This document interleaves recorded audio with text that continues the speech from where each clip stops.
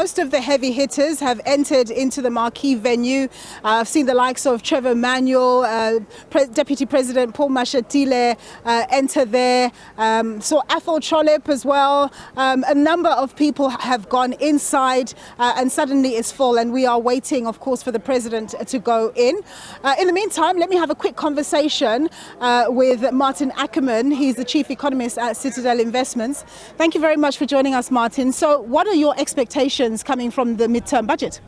Yeah, I think generally speaking, there's a lot of positive sentiment after the Government of National Unity. If you just think about how the Rand performed, how the JSE performed.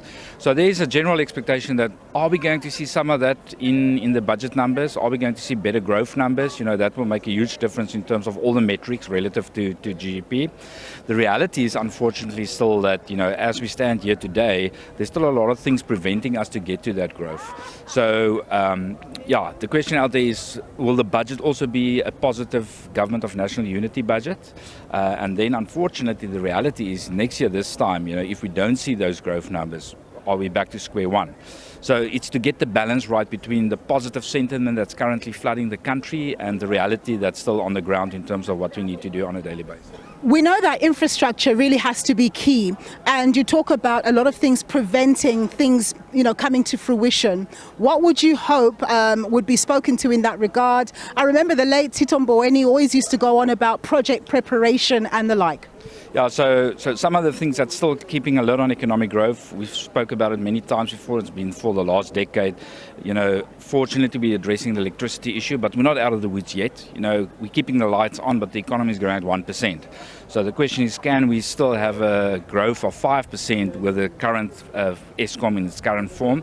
I guess there's still a lot of work that needs to be done. The other things is the ports, the rails. So when they talk about infrastructure and also the potential of investment boom in infrastructure, a lot of that will also remove the structural issues like addressing the ports and the rails. So it's to give more guidance in terms of what they are going to do to turn those hurdles around to actually get to higher growth. And what do you expect around the social wage? Because there are a lot of pressures in that regard and concerns, for example, that there are not going to be enough teachers to fill vacancies. Yeah, they're currently busy, obviously, with the negotiations in terms of the increase on this on the wage bill. The higher that is, the less there's money to actually go back to having the right people in the right places, education, healthcare, and the like.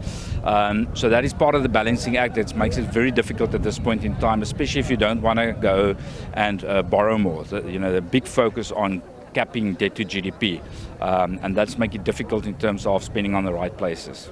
Maarten, we're going to leave it then. Of course, we'll speak to you a bit later. Maarten Ackerman, Chief Economist at Citadel Investments.